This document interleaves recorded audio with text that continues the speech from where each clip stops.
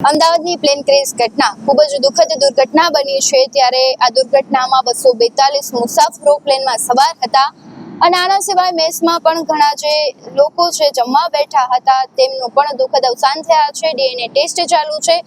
હજુ કોઈ પણ સત્તાવાર આંકડો નથી બહાર આવ્યો, પરંતુ આ દુર્ઘટનામાં રાજકોટના પનોતા પુત્ર એવા સ્વર્ગસ્થ વિજયભાઈ રૂપાણી છે તેમનું દુઃખદ અવસાન થયું છે। ત્યારે તેમના દ્વારા રાજકોટમાં ચલાવવામાં આવતા તેમના દીકરાની યાદમાં પૂજિત રૂપાણી ટ્રસ્ટ છે તેમની વાત કરવી છે આજે। જ્યારે તેમની સ્મશાન યાત્રા નીકળી છે ત્યારે લોકો રડી રહ્યા છે, કારણ કે જે વિજયભાઈ રૂપાણી છે તેમની યાદો તો ખરા જ, તેમના કામો તો ખરા જ, પરંતુ જે વિજયભાઈ દ્વારા તેમના દીકરાની યાદમાં ચલાવવામાં આવી રહ્યું છે પૂજિત રૂપાણી ટ્રસ્ટ, તેમના દ્વારા કેટલાય જે લોકો છે જે પોતાના દીકરા દીકરીઓને ભણાવી નહોતા શકતા, તેમના દીકરા દીકરીઓ આ ટ્રસ્ટ દ્વારા ભણ્યા અને માત્ર ભણ્યા જ નહીં, પરંતુ વૈજ્ઞાનિક અને ડોક્ટર જેવી એક સારી ડિગ્રી મેળવી અને નોકરી કરી રહ્યા છે અને લાખો રૂપિયા કમાઈ રહ્યા છે। ત્યારે તેમની જ્યારે આજે સ્મશાન યાત્રા નીકળી છે ત્યારે લોકો ખૂબ રડી રહ્યા છે। રાજકોટ વાસીઓની આંખમાં છે સખત આંસુ આવી રહ્યા છે, આંસુ સુકાઈ નથી રહ્યું। તેનું એક કારણ હોય તો જો વિજયભાઈ રૂપાણી છે એનું દરિયા જેવું દિલ છે, તેમને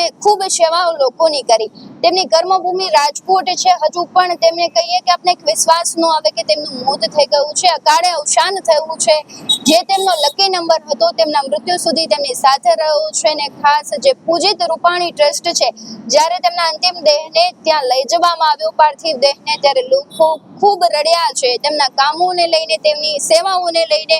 હજુ પણ એક વિશ્વાસ નથી થઈ રહ્યો કે આપણી વચ્ચે કહેવાય છે કે વિજયભાઈ રૂપાણી છે તે નથી રહ્યા, પરંતુ તેમના કામો અને તેમની સેવાઓને લઈને, તેમના નિખાલસ સ્વભાવને લઈને હંમેશા તે આપણા કહેવાય છે માનસ પટ પર અને આપણી વચ્ચે હોય તેવી આપને એક સંભારણું આપતા ગયા છે અને હંમેશા તે યાદોમાં જીવંત રહેશે।